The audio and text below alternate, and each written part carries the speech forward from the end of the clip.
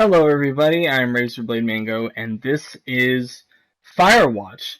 Now, before I get into the video, just telling you guys, there will be no spoilers.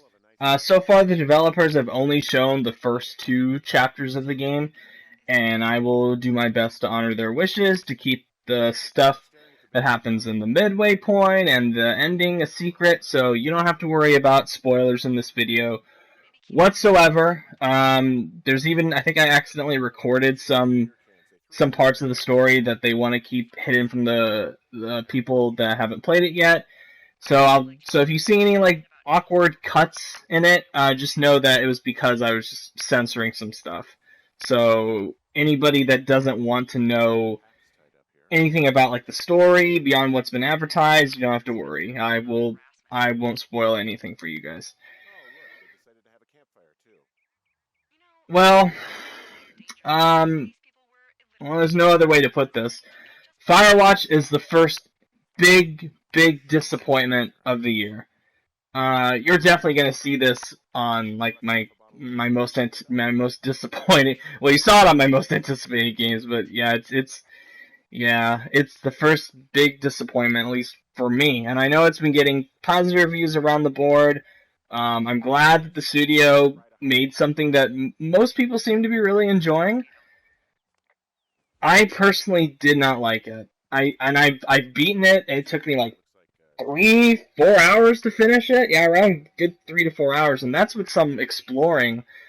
So it's a pretty short game. So if you're one of those people that has kind of a money per hour ratio that you equate for games, I don't think this is. I'm like strictly speaking, time versus money. I don't think this is worth $19.99 or $17.99 or whatever price you're going to get it at currently. If you're going to buy it, I would wait until there's a sale. So why did Firewatch disappoint me? Well, like I said, this is like I said before in past videos. This game looked like it was tailor-made for me. It's a story-driven mystery. And that's pretty much all Firewatch has to offer in terms of something that's like really prevalent in the game. And then some walking. There's a lot of walking. So if you're one of those people that doesn't like walking simulators, no matter what, like, and I don't really like that term all that much, but if you're one of those people that's like, ugh, walking simulator, ugh, stay far away from Firewatch. Even though I do think Firewatch has more to it than most walking simulators do, and the stuff that makes it more interesting, like you're actually a part of the story, you are the main character, you have a voice, there's a dialogue options, which I hope get added to more of these kinds of games, because I do like this kind of genre where it's the non-combat exploration kind of thing, like Gone Home and Dear Esther and Everybody's Gone to the Rapture. It's another one of those games, but in terms of design and making this genre work, I think Firewatch comes the closest to any game I've ever played that really like gets there as far as the design goes. I even think as a genre, set within its genre, it's a better game than Everybody's Gone to the Rapture. I think it's probably like the best one as far as strictly genre tropes is concerned, because it is providing stuff that is more interesting for me. That being said, the biggest problem with Firewatch is that the story itself and the character development is poor. At least it's poor in the middle point. It's poor in the ending, and it's really underwhelming, really anticlimactic ending. Just oh man, when it ended, guys, and like I was taken back to the main menu, I was flabbergasted. All I could think in my head was, "That's it? Are you fucking kidding me? That's it?" And you know that sinking feeling you get in your gut when you really want something to be good, and yet you can't lie to yourself. You just have to accept that. Yeah, I just didn't like it, and I was really disappointed because I was really looking forward to this, and it seemed so for me, and it is for me. This kind of game is for me. And yet the writing just, I mean, the writing is there. It's there in the first, like, hour or two. I thought the opening was exceptional. It was just fantastic. Sets the tone and story up really, really well. Provides more pathos and character development and involvement in like 10 minutes than I've seen entire games do, than most other games do. It's a great opening. That's what makes it all the more disappointing that the middle and the beginning and the ending don't deliver where the beginning did. And another big problem, which I'm gonna try my best not to go into spoiler territory. So some stuff about the game I'm definitely not gonna talk about. The relationship between Hank and Delilah, the main two characters, no matter how fantastically acted they are, they are damn well acted characters. The performances are just incredible. The writing is really sharp and funny and interesting in like the first few chapters. It's really, really good. Really sets it up so well, and you're expecting something more. And no matter how well acted the performances are, the writing just isn't there. The storytelling, it cops out so bad. And the pacing, it jumps around so much to where there are these huge gaps to where, like, days go by in the game. And it's like the game kind of is banking on you, like, hoping you will get invested in these characters without having to, like, constantly be, like, interacting with one another on, like, a personal level.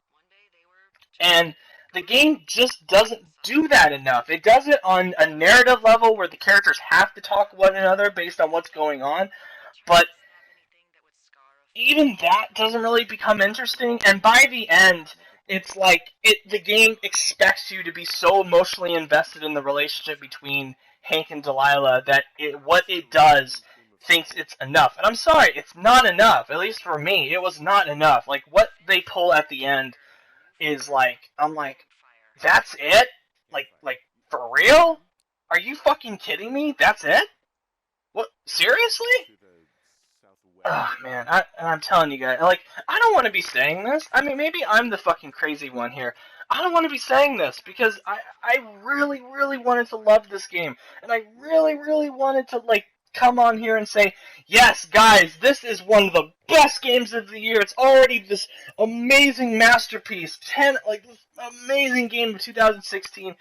But it's not. It's just not. And I'm not going to lie to myself. I'm not going to lie to you guys. It's not. It's not a good game. I mean, and that's the sucky part. This would work so much better as a movie if the writing was better. This would work so much better as a short novel or a movie or something, and it would be better. It would be much better because it would cut out all the tedious walking through the game, the rather uninteresting exploration, the constant invisible walls that you're going to be bumping into, because the illusion of this big open world is just shattered from the onset, because there's certain things in the game, certain environments you should be able to navigate, but you just can't, because the game designers are like, nope, you're going to have to go down this small little path, and yeah, that's it. And it's like, really? Like that to me just broke a lot of the immersion for me. I just grew more frustrated. I didn't want to lose myself in this world. I just kind of was like, ugh, alright, whatever. Like, whenever there was a mission, it's like, hey, go walk here. I was like, oh, okay. It wasn't like, yeah, alright, let's get going. Let's explore. It was more like, ugh, alright, I guess I have to do this. Also, if you're noticing the lagging in the video, it's not YouTube. It's the game. It is the game. And I'm playing this on PS4, and it is, oh my god, it runs so fucking, like, this laggy on the game. Oh my god, guys, it's like, right from the get-go, the game dips in frame rate constantly. Like what felt like every 15 to 20 seconds, it would just constantly just dip in frame rate. I even experienced like 2 or 3 freezes, one crash at one point, I believe. I didn't really count, but I was like, what the fuck? Why is this stuttering so badly? And I think this should have had maybe like another month or two in development time just to smooth it out. I mean, it's just frustrating. It's like you're constantly like trying to navigate through the world, and the world is just constantly just stopping and going and just stuttering, and you'll see it more in this video. I mean, it is not well optimized whatsoever. It needed more time in the development cycle, and it gets worse the longer it goes on because more stuff starts to happen and more stuff needs to be loaded into the environment. And it's like every time you're like a background is being loaded or like it's transitioning to a cutscene or something, it will dip badly in frame rate. It just dives, takes a fucking nosedive. And you're lucky. And there was even a point where like I literally had like a good minute of it constantly going to like maybe up to like 5 frames per second, like maybe even less than that. It was just, it was pitiful. I mean, it was just, I mean, wow. It was just I haven't seen a game on the PS4, at least from my personal experience, this unfortunately optimized since Just Cause 3. In fact, it's almost worse because at least Just Cause 3, it could handle the insane amount of carnage like most of the time. But there's no excuse for this. There's no high octane action in this. It's just you're walking around in a fucking forest, opening stuff and going on nature hikes. This should not have gigantic frame rate dips, guys. This is not a high octane action game. This is a fucking it's a fucking exploration game. Why is this exploration game like just constantly just dipping in frame rate and freezing? That is unacceptable. That is just unacceptable. Anywho, I you've heard enough. Final verdict from me is like I do not recommend this game.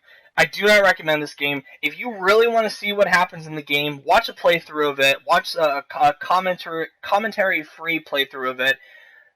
If you really want to buy it, I would wait until it's like $5. $5, $6, $7, around that. Anything cheaper is better. Not fucking $19.99, not $17.99, not even $15. It is not worth it. I'm sorry, it's not. It's not. And I'm usually not one of these people that judges a game by, how long it was and stuff like that. It's 3 hours of a very mediocre story that just starts out with so much promise and so much I really wanted this to be good. It starts out so well. It does. The beginning is great.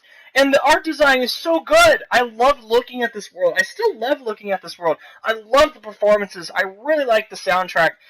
But where it really needed to deliver, it falls flat on its face. And that's the saddest part. It had potential. It could have been something really amazing. But it's not. And I'm not gonna lie. I'm not gonna lie to myself. I'm past that stage of my life where I would deny it to myself that something was bad or something was it's disappointing. No, it's this game. It's very disappointing. Firewatch, ladies and gentlemen, the first huge disappointment of 2016. Thank you guys for watching. If you like what you see, subscribe. Let me know what you thought of it. If you've already played it, if you agree with me, if you disagree. I want to know what you guys think. So thank you guys for watching. Have a good one.